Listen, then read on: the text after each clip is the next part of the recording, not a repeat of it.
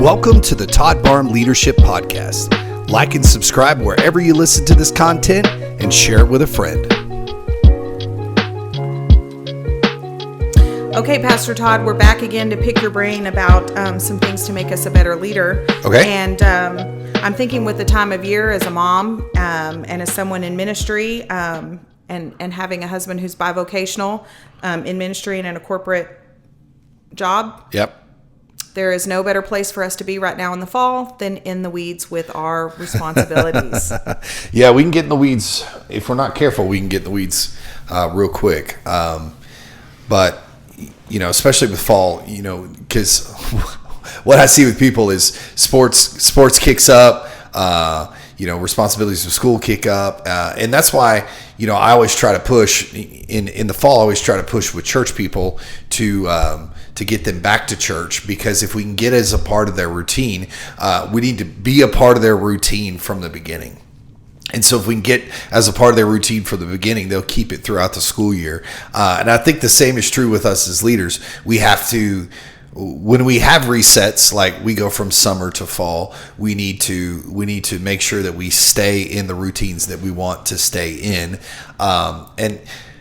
And realize when we get in the weeds, because we're going to get in the weeds, and it just happens. You know, it just happens. It's natural. It's life, and so you just got to get into your patterns. And sometimes you just have to do hard resets and say, "Oh yeah, you know, I'm not gonna keep doing this. I'm gonna do something else."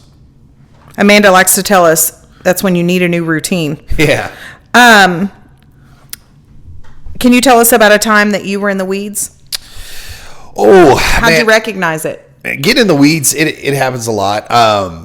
You know, I would say that the times I've been in the weeds the most is when we're going through building projects, because the difficult thing with building projects is I was very involved with all of our building projects, but my job didn't change. So I have things to do. I have responsibilities as a pastor, and now pretty much stacking on top of that is construction. And so it was very easy for me to get lost in the projects and forget that I still have to pastor the church. Yeah. Forget that I still have to. And I think that happens, like, you know, if we go through difficulties like in a family time, or we go through a difficult challenge in our lives, you know, we get so stuck on a certain situation that we can't think about anything else. You know, I remember a time in my personal life, you know, like having the babies. We've gone through where we had 4 kids. You know, it's very easy to get caught in, you know, my wife having a difficult time. She had a difficult pregnancy with all those. You know, my wife, this last year, she's had 2 surgeries. Mm-hmm. And it was very difficult for me, just from the standpoint of, you know, obviously I didn't go through the surgery. I don't need you to feel bad for me. But you know, having to care for her, having to care for all the kids, you know, I pretty much had to ramp up and be mom and dad, and then also be pastor all at the same time. And so, you know, we have seasons like that, but we have to not let the season dictate our mood. So there's a tension that needs to be managed there of being in the weeds. And so you said something that you'll feel stuck. For me, it's everybody needs answers from me, and I do not have them readily available like I normally do, where I become incredibly overwhelmed. Yeah. My inbox is constantly got all the unread text messages and emails. And I seem to be putting out fires and addressing the urgent, and it crowds out the daily sometimes or the important things. Sometimes you need to when you get in the weeds, you've got to have days like I talked about in the last episode where you just... Yeah, the anchoring Monday. Yeah, you just put your head down and say, hey, you know, sometimes you have to communicate to your spouse, communicate to your team. Just say, hey, I need to shut my door. Or, you know, if you work in a communal space, hey, I got to put the headphones in and I got to put my head down and get some work done. And people will be respectful of that. You know, but sometimes I think we expect people to read our minds and know, hey, I'm going through a tough time right now. I need your help. You know, and we have to focus in at times and be reminded that, you know, things are going to stack up. We're going to get overwhelmed, and it's okay. It's normal. And especially if you're leading something that is growing, you're going to have a lot of fires. You just got to learn to try to put out the fires, but don't forget that, you know, there's other things going on as well. Well, and that brings to mind that you can't confuse your production or activity with your impact as a leader. It would look like being busy but not effective. For me, it feels like I'm just running at full speed and there's no oxygen left in my lungs, but I'm also not going anywhere. Right. That is one thing that helps me identify that I have put myself in the weeds, or recognizing that I might be headed that way. Yeah. So now you've given us a little insight about what being in the weeds might look like. How is it we're supposed to lead faithfully in the weeds? Well, how can we stay grounded spiritually? I mean, the weeds are going to happen, but a lot of it just goes back to a little bit of what I said in the last episode is just being faithful, just showing up, doing the things that need to be done, and really just looking and hearing the activity of God. Oftentimes we go through seasons and it's for a reason. I think sometimes we think we go through hardship in our spiritual life and we just think it's never going to end. But sometimes God takes us through those hard times to teach us about what is next. You know, so we go through a difficult season where we're dealing with preparation. We're dealing with a difficult situation. Maybe we're dealing with a difficult person. Maybe we're dealing with a difficult coworker, difficult boss, difficult this, difficult that. You can take any situation. And it's God growing an aspect of us that he wants us to grow. But I think we are so good at getting at spiraling. So we fixate on the one thing, and we just let our mind we just stay there. And I've had to learn that sometimes, I'm the type person that I'll just, if something gets in my head, I'll just think about it and just can't think about it and can't think of it until I have a resolution. And I've had to learn to sometimes I just have to set it aside and go, I'll deal with this tomorrow. Yeah. And sometimes that's okay. And I think sometimes in the weeds, we lose the ability to just go, you know what? I'm not going to deal with this right now. I'm going to deal with it later and set it down and come back to it later. And sometimes we allow the weeds to dictate our moods. Yes. And, we all get in the weeds. We all get behind. We all get, fall. It's very quick. Fall we'll get into the rotation, and then, we'll get in the lull of the holidays. And the holidays are real easy for the weeds because our kids aren't in school. We're out of the routine. We're around our family more. Some of our family drives us crazy. I don't know, April, you may get it along with all your family, but some of my family drives me crazy. So it's my face right now. So it's difficult for me at times, that when, the people here at church, I know what I'm getting, but sometimes I don't know what I'm getting with difficult family structures, difficult family situations. And then sometimes we get lost in those weeds and then forget, I got to come back here to my job and to my leadership. And, the weeds are always going to be there, but you've got to focus on what you're going to focus on. Well, and there's a cost to being in the weeds, and not recognize it and not making the shift out of it. I think for me, when I get in the weeds, especially during conference season and in the spring, that's very, very busy for women's ministry, and it's busy for the church after we come back from spring break. But my team can lose clarity because, and all of our visions that we spent all of the fall preparing for just start to become very blurred. Yeah. Maybe they drop off a cliff a little bit, and then morale drops. Right. Well, I think the reason that happens sometimes is we're not very good at setting deadlines to the goal. Oh yeah. Does that make sense? So we have the ultimate goal, like an event. So say you talked about women's conference. So I'll just use women's conference as the example.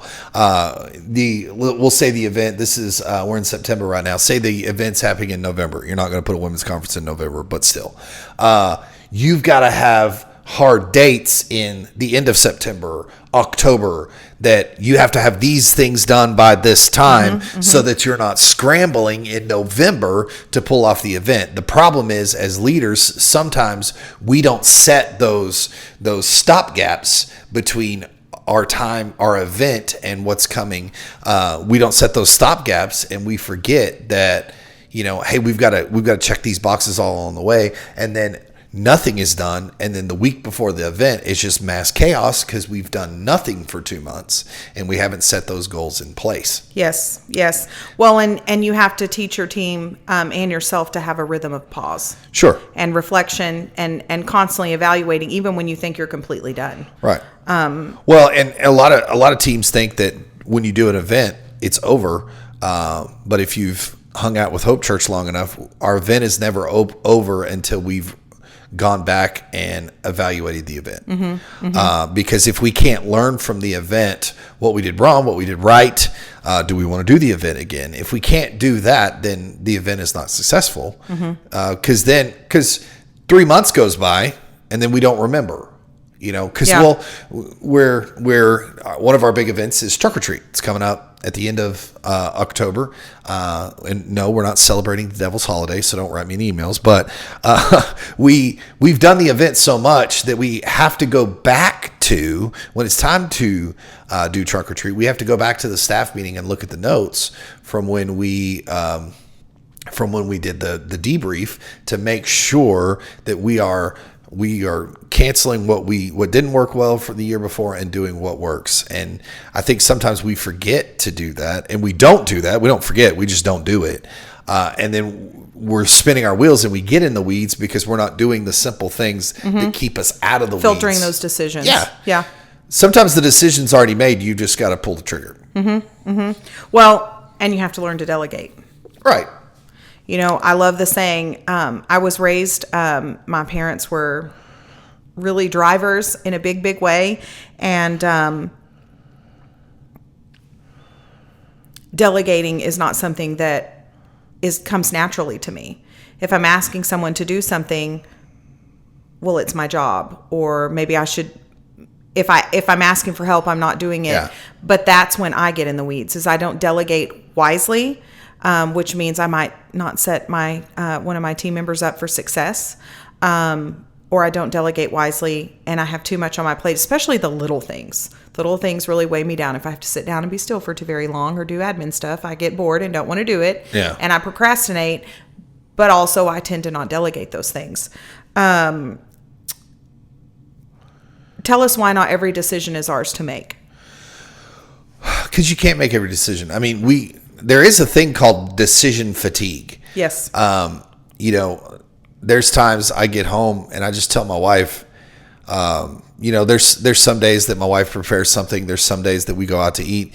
There's sometimes I just look at her. I've made so many decisions all day. I don't want to pick what I want to eat for dinner. Yeah. And that's tough, but you get that way as a leader, and you've got to learn to manage that and not have to make so many decisions that you're just making, and you have short-sighted choices. Yeah, decision fatigue. But the hard part, and you alluded to this a little bit in your intro to this question, for pastors is we have to push things away from us. I don't have to make all the decisions because I've made the decision once. For instance, here at Hope Church, we have a budget. And so every staff member has to operate within the budget. And so I don't have to make decisions about every purchase because I've already made one decision. Right. How much they are to spend in the year. Now, we can revisit it if the budget number is not enough or things arise or things happen. Yeah, those are emergencies. But the decision is already made. So I'm not having to make 100 decisions about finances during the year because I've made one big decision. And I think sometimes we forget to do that. And in our systems that we put in place is what helps us not have to make so many decisions throughout the day. And, really it just boils down to, April, empowering your people. Yes. And I think sometimes as leaders, the reason I talked about my vacation and I was gone for 10 days. And a lot of pastors would have a lot of anxiety for being gone for 10 days. The reason I can be gone for 10 days and not worry is I've set systems in place that people know what to do. Now, that's not to mean that things won't arise and I may not have to clean up a mess when I get home. This time I didn't have to, praise the Lord. But, we have systems and things in place that work gets done, church happens, and it's not a big deal while I'm gone. And you come back and just pick up where you left off. And And eventually, but that comes with work and not allowing yourself to get into the weeds and setting those systems before the weeds happen. So as a leader, and I know we have a mixed audience of folks who are spiritually driven in their leadership, and people who are in a corporate setting in the secular world that can take from this. But do you agree that sometimes being in the weeds can draw you a little bit closer to the wisdom of the Lord? Yeah, forcing you to learn to be in that flow, in the rhythm of pause and asking God for His wisdom. Well, it just teaches you that you have to rely on God more, because I mean, obviously the weeds don't happen if your organization and your church is not growing, or things that you're doing are not growing. You don't have weeds if everything is taken care of, and so sometimes weeds just happen naturally. Here lately we like April said, our staff has doubled, which means more processes, and our church is getting larger, which means more processes, and these are all good things to have. Weeds are going to happen, and I want you to hear on the podcast today, we're not saying weeds are bad. Weeds will happen. But you have to rely on God. God, what are you doing in this season? Why am I stuck in the weeds? And sometimes you have to ask yourself those self-reflecting questions of, why did I get here to begin with? And I think sometimes the reason we stay in the weeds is because we don't ask the question, how did I get here? What did I neglect that took me here? Or what can I see next time that will help? Because the reason I don't get in the weeds in the fall as much anymore is because I know it's going to happen. I know that the church is going to grow. I know that this Sunday is the second Sunday of September, and usually the second Sunday of September until about the week before Thanksgiving is usually one of our biggest times of the year as far as growth goes. And I'm prepared for it. I'm mentally prepared for it. So I've done tasks and I've done things that I've gotten out ahead of myself, so that when I get stuck in this season of, there's a lot of people coming to the church, there's a lot of people I need to follow up with, all those tasks that I don't have to do all the time are already taken care of. The budgets and the things and the I feel bookkeeping, like and decision fatigue it's not an instant glue trap. Right. It's a slow, draining. I don't think people really understand that when someone says, "Oh, I have systems and I have these processes," it's a lot of leadership, a lot of corporate jargon that people throw around, but it's so necessary, because if you don't have the processes, as someone who would love to read a policies and procedure manual to teach myself how to do something, other people are like, "Oh, that's too much. Just make it like my husband." It's not. I overcomplicate it. It needs to be simpler. But what he's had to learn, and I've had to learn at times too, is that to function in the season of life we're at, he's in an executive level of leadership in his job, is that if you don't have those systems in place, you're not even prepared. You're not prepared to lead. And not only are you going to be in the weeds, but your team is going to be in the weeds. And now you've created a trust issue. Now you've got another barrier of them trusting you, because you can't be consistent, because you don't even know what's going on. Yeah.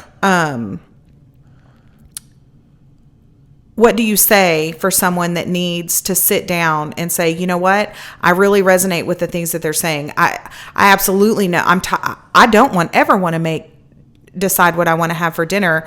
What is one of the easiest systems that you can break down for us that you have? Sometimes it's just as simple as writing down what needs to be done in a day. Yeah. And then just deciding, what I've had to learn is what are some things that I can automate? Mm-hmm. Are there things that I can make a decision once and have it transferable to other times? My kids always tell me, "Dad, I feel like I'm always having to clean the house." I said, "Yeah, you're always having to clean the house because you never clean the house when you dirty it up." For instance, something my dad taught me is everything should have its own place. Yes. So in the morning, the reason that I leave the house early, or the reason I leave the house on time in the morning, is because I pack my work bag. I make sure the coffee's ready to go. Yeah. I have my water bottle ready to go. My phone is always in the same place. I always put my keys in the same place. And so I'm not running around the house looking for stuff because I always put my stuff in the same place. Now, some of you think you're a psycho. Stop doing that. But I don't call it psycho. I call it being organized. And the reason I leave on time because I prepared the night before. The same is true in your leadership. You're going to be prepared for the weeds because you prepared the night before. Yes. And I think sometimes we don't look at what we need to do. In processing for the next day, I look at the weather. What are the clothes that I need to pick out? What are the clothes that I'm going to need? I'm in Texas in the fall, so it could be 100, it could be 30. We don't know. It could be snowing. It could be a monsoon, or it could be sunny and 100 degrees. I don't know. So I have to look it up. Pack it in my gym bag. I pack my stuff up for work. I prepare the coffee. It's my job at the house to prepare the coffee to brew for the next morning. So I do that. I've got my water bottle ready because I always like to take my water bottle with me to work out. Are my AirPods charged? Are this and that? And the same is true with your work. If you're not stopping and thinking, what am I going to need for, in this instance, I'm saying for the next day, but you have to do that for the season. If I'm not stopping and going, what am I going to need for the next season, then you're not going to be ready. A lot of times what you'll do, and you may see me do this before, I'll just walk into our conference room. In our conference room, we have a year calendar. We have everything written out on the year calendar. That works great for me because I just sit there and I look. I'm looking at what's going on and I'm processing what's coming because in my mind, I'm going, these things need to be happening at this time with this coming up at this amount of time. So for instance, I lead a team. There's a team that I'm taking to Guatemala in 2 weeks. So I am 2 weeks out from a international mission trip. Probably by the time this comes out, I'll have already gone. So what am I having to think? I'm having to think through, we're going to a high mosquito traffic area. So I need to have mosquito repellent for the team. I need to be talking to the missionary. Is there things that he wants me to bring down? Do I have the check bag to take it down? Are all of our tickets ready to go? Does everybody have their passports? That way the week of the event, or the week of, I've been doing all this leading up to this. That way the week of we get on the bus to go to the airport, everything's ready to go. And I'm not scrambling because I've already thought through everything that needs to be thought through. Now, will I miss something? Absolutely. But you have missed something. Yeah. What are you going to do when there's an issue with your name at the airport? Is your dad going with you guys again? Yeah. So you had to bring that up again. That was the only issue you had. Yeah, I did have to bring it up. Have you reflected and prepared for that? The only issue I had last year, so my dad and I have the same first name, but different middle names. And so American Airlines gave us each other's tickets. Somehow he got through security as me, but I couldn't pass as a man that was born in 1959. I'm not sure how he could pass as a man born in 1985. That's neither here nor there. I feel really safe with the TSA. Jesus and Mary Kay. That's how. Yeah. And so, I remember April has this story that apparently I walked right past her back to the ticket agent and I didn't even see her. Brinkley was actively talking to you and I just saw your face and I said, I don't know what it is. Just not now. But not now. The reason that wasn't a big deal and we didn't miss our flight and we weren't late is because I had already thought of everything else. And there was a monsoon that morning. Yes. Which made it difficult for us to get down 35. And we had a team member that woke up late. Yeah. And ran us late, but I had given us enough time for that to happen. And we didn't miss our flight because I had prepared for every eventuality. And that's what we have to do as a leader is you have to prepare for everything. So when the one thing happens that is either you missed it or oftentimes, like April said, it's beyond my control. I can't make the gate agent give me the right ticket. Yeah. And I can't let my dad through security with the wrong ticket. But I have enough time to solve it. And sometimes, sometimes our event's not perfect and we have to live with that. Well, and while we're on the trip of Guatemala and you talking about preparation, Parker was a last minute addition to that trip. And, he was because something 12 happened, years old, because something happened that we didn't plan for, and something so silly and so minor, but because we had planned for all the big things, you know, we got his passport last minute, and there were some reasons why it might not be easy to get his passport quickly, and everything just was prepared, but what we weren't prepared for was a child without a parent going through security. Sure. And they barely batted an eye over that. Yeah. Yet the ticket mix-up was a big thing. So and it was a tense moment. Yeah. It was a very quick moment, but even me not being there, being retold the story by the boys, it was a tense moment of, oh my gosh, what's going to happen next? Because whatever happened next could have hindered the team a little bit. But and then I'd already asked all the questions, and I'd already had the advanced conversations with the team that, hey, these boys are with us, and we need to make sure they get through. So the team was looking out for the boys, and I didn't have to. And one of the youngest people made a split-second decision, was ready because we already had those conversations. And sometimes, you know, you've got to talk, you've got to have those conversations, and everybody's going to be on the same page. But oftentimes, where the leaders get in the mistake is we hoard all the information to ourselves. Yes. And it's not always intentionally. Yeah. And then we expect the team to make good decisions when really what you need to do as a leader is have all the cards on the table. So everybody knew on the Guatemala team, and they were just, most of them were normal church people, but we had meetings. We had it all on the table. Everybody knew what was going on because we talked about it, and I told them what to expect. I told them I didn't keep from them that they could possibly get malaria. I didn't keep that from them because I want them to know, put on mosquito repellent. Yes. But sometimes as leaders, we don't want to tell them, hey, you could die, because we're like, oh, I hope they don't want to not go on this trip. No, right. Tell them the hard things. They need to be informed. Yeah, tell them the hard things so they make the right decision. You know, and no one will ever prepare for the time that I took the boys and let them swim in a green swimming pool. I said, don't tell your mom. What's the first thing he did? Hey, Mom, I swam in a green swimming pool. Thanks, Parker. Yeah, he had no problem selling you right out. That's his nature. He knows his currency with his mother. Well, and you say that about giving your team all of the information, because I think it's our job to steward when they are entering the weeds and to foresee it and teach them about it, because nobody wants to learn that lesson the hard way. Sometimes we have to. But I also think that if you aren't stewarding your leaders and your team, they'll start making decisions out of fatigue and hurry and the hustle and bustle instead of focused or God-centered decisions or best practice decisions. Well, and sometimes as a leader, the hardest thing is you have to allow the weeds to consume your person you're leading.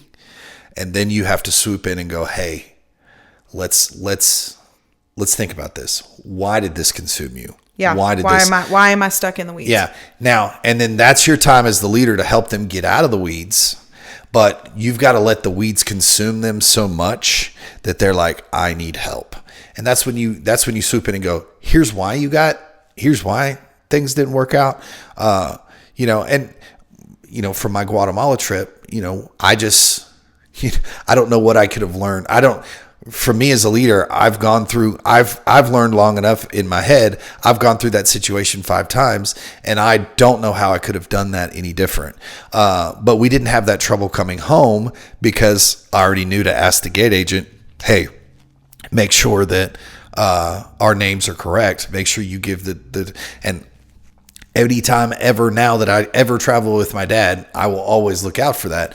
But the thing is a lot of times with the people that we're leading they don't just miss stuff. The problem is they don't know what they're looking for. Yes. And sometimes the reason I know to look for the ticket issue is because it's happened to me before.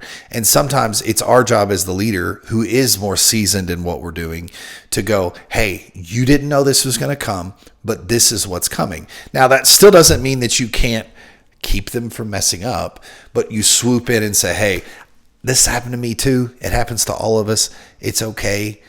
You'll do better next time. Well, I have a leader like that right now, and you have to know how to steward that as well, because I can see all the things because I'm sitting back and I'm looking, and she can't see all the things. But also there was that internal pressure that I could see was creeping up, that she was aware. Okay. Yeah. And she was ready for me to respond in a negative way, whereas it was, I want to help you. Yeah. Because I'm going to be there. Yeah. You're going to be here again. How did we get here? And because of the way she's been led, when it was time to have the conversation, I was ready to offer help. She had already come to the table from the leadership she's had here saying, this is what I did, but also to learn that she had intentionally put herself in, not necessarily in the weeds, but in that pressurized position to see what she needed to adjust. She started a new career, and she's a ministry intern, and she has a mom. She's a mom of 2 boys with special needs. And that is a testimony of the way that she has been led, because that will carry into her new career as well. Yeah. But also to teach her, it's not a failure. Expect it and manage it and prepare for it next time. But the next time isn't going to be the same as this time. Yeah. So if we can get into the weeds, I think decision making and systems and lack of systems are what are probably the biggest weed that people resonate with. What is another one that you see that's pretty common in leadership that you think people aren't quick to pick up on? Understanding the seasons.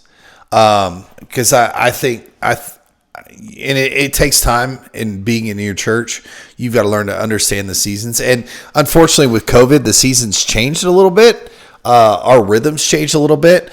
I don't think any church people were prepared. People used to take summer vacations, but now people take long summer vacations, like multiple summer vacations. I wasn't used to that.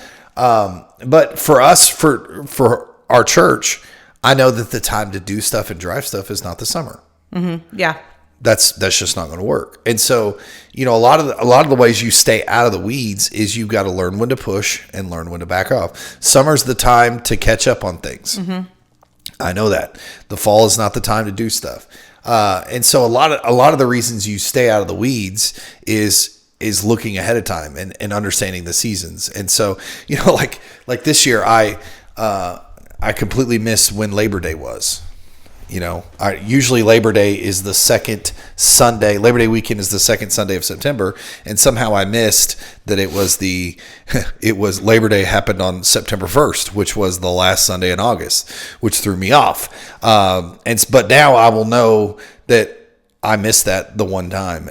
But what helps us a ton at Hope Church is sitting and looking at the year calendar and just spacing stuff out. Mm-hmm. Now, it's not perfect. There's sometimes that we come back to each other and go, why did we do that? That was dumb. We did that recently. I can't remember with what. I think it was with Night of Worship. We put it at a weird time. And Mo and I were like, who did that? We were joking because we knew we did it. We put it on the Sunday following Truck or Treat. No, it was something recently. Was it? And Crystal was in the conversation, and Mo and I were laughing, knowing full well we did that, and together at the same time in a meeting, and had multiple conversations. And we said out loud, "Who did that?" And Crystal chirped in, just kind of grinning, and she said, "I tried to tell you."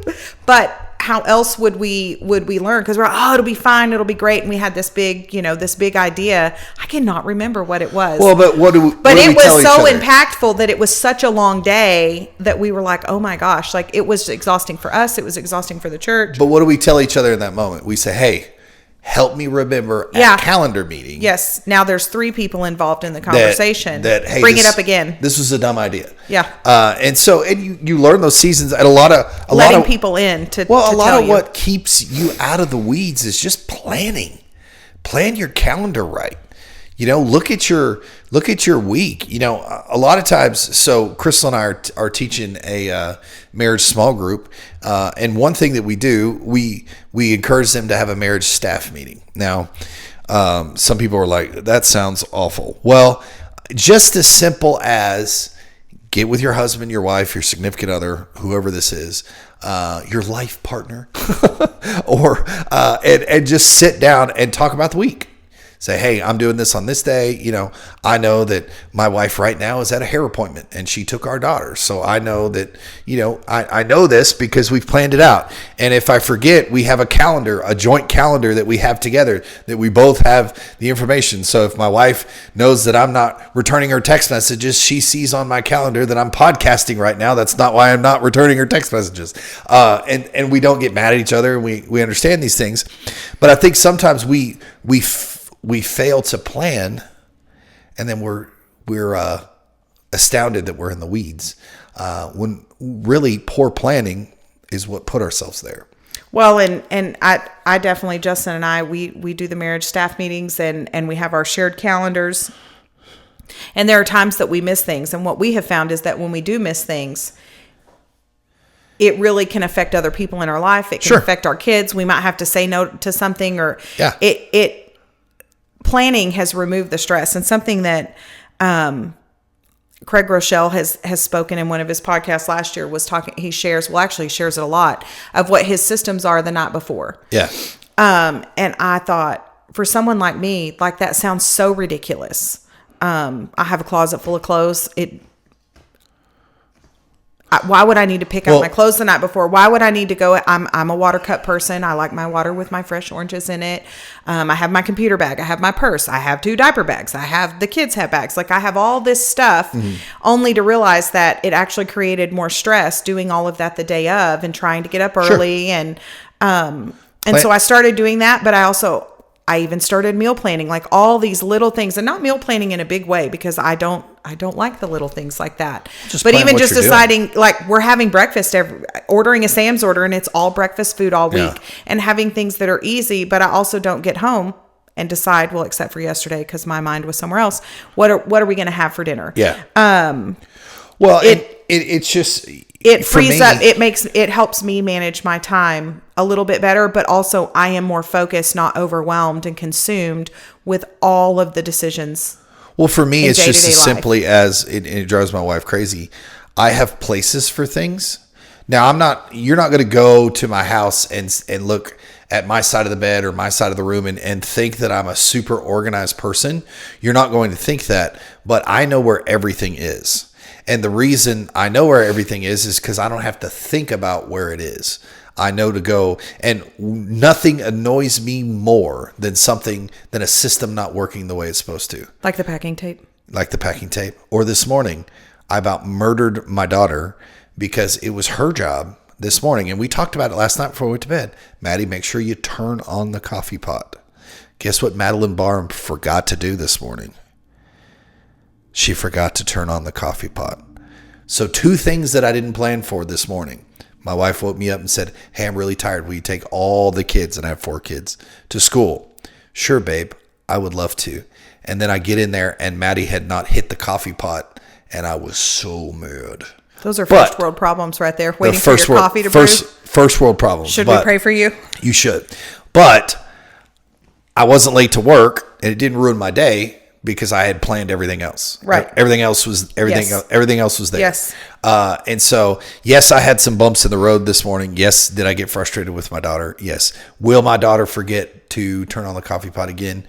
Probably not after this morning, but I was able to bless my wife, let her sleep in, go take the kids to school so that she could chill, because my systems were in place that when those things that I wasn't preparing for crept up, I was able to still execute.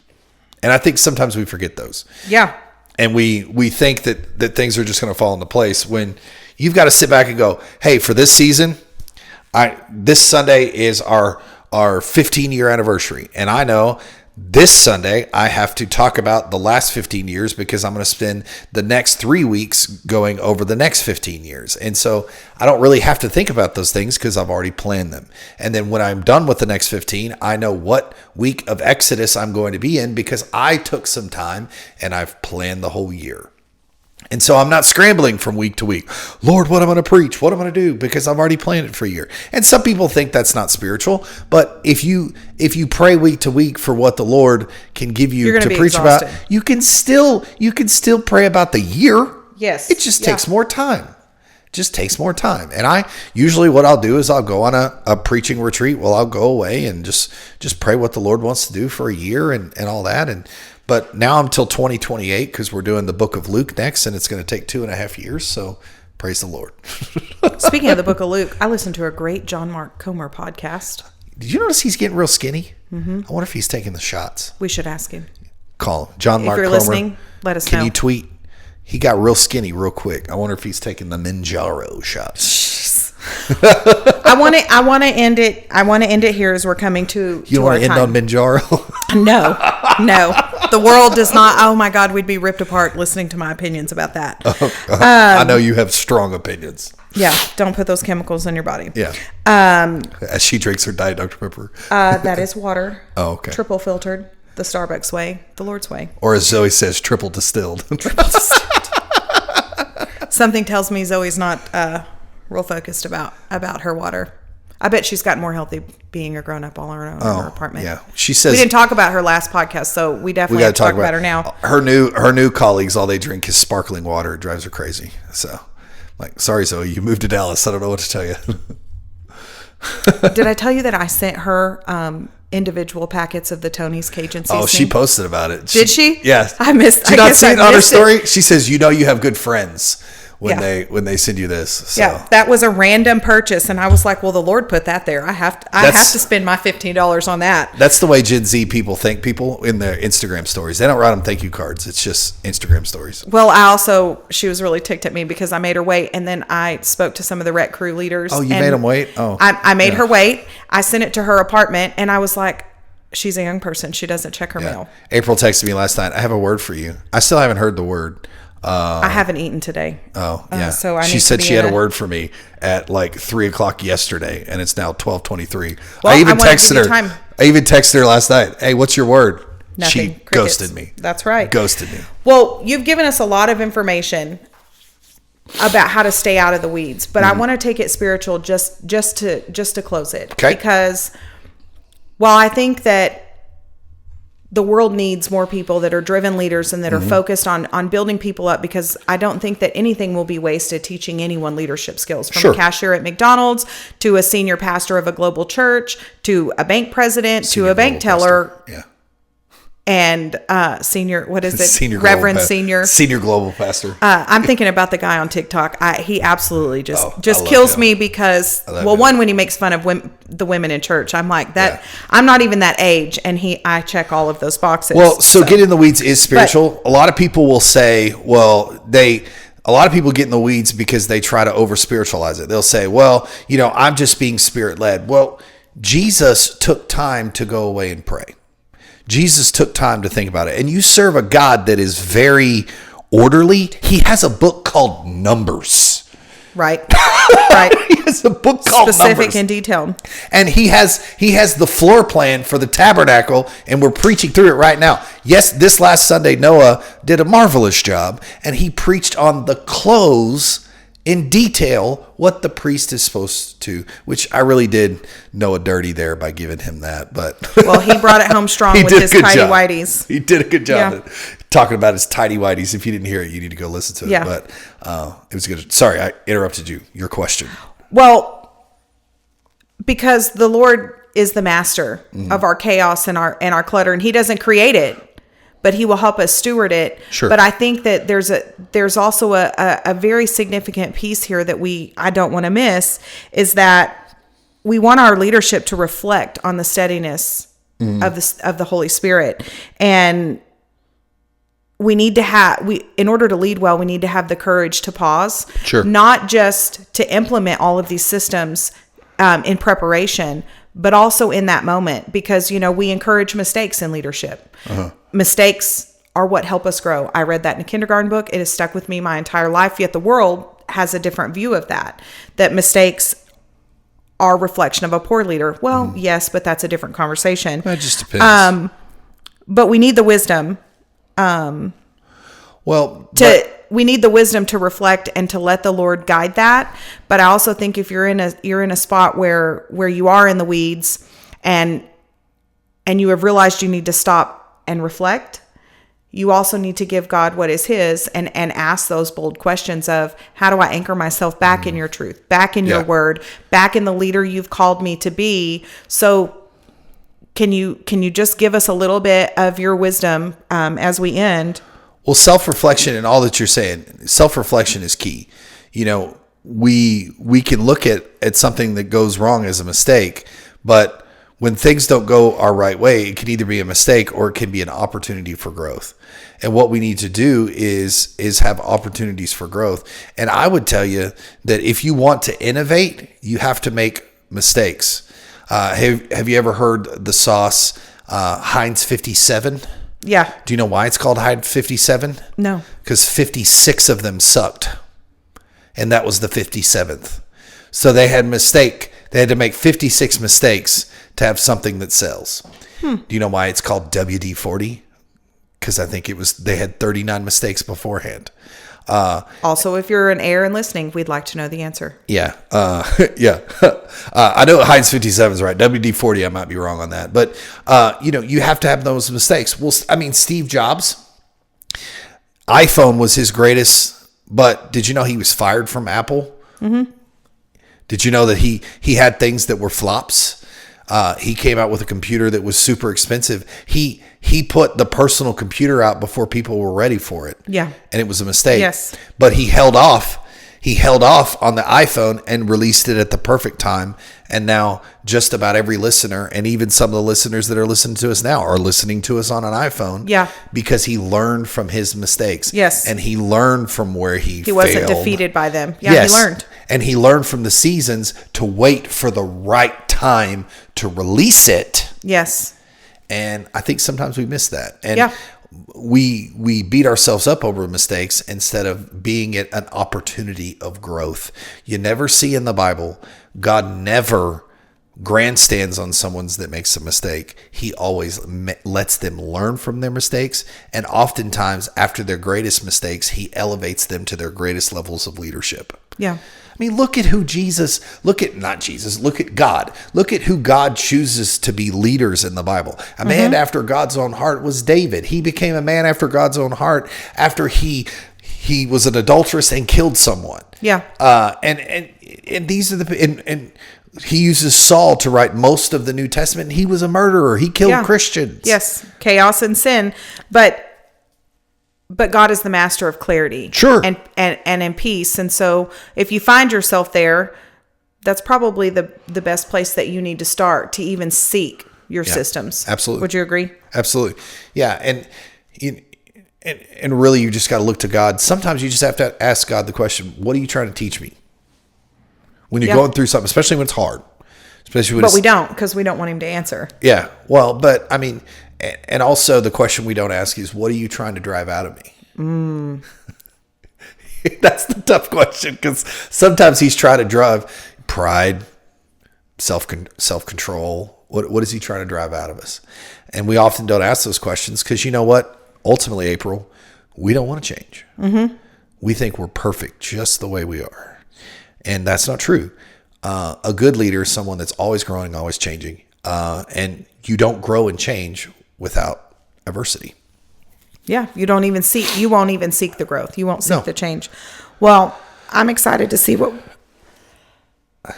allergy season. Yes, I thought the allergy medicine would help it. I'm really excited to see what we're going to talk about next, but I think that this was really important for any leader and any regardless of what season of leadership they're in or where they're at in their growth. I think that everyone will take something from that. So thank you for your time, Pastor Todd. Absolutely. Thank you for listening to the Todd Barham Leadership Podcast. If you're watching us on YouTube, press subscribe. If you're listening to us on any podcasting platform, you could rate and review us. That would really help out the show. We'll see you next time.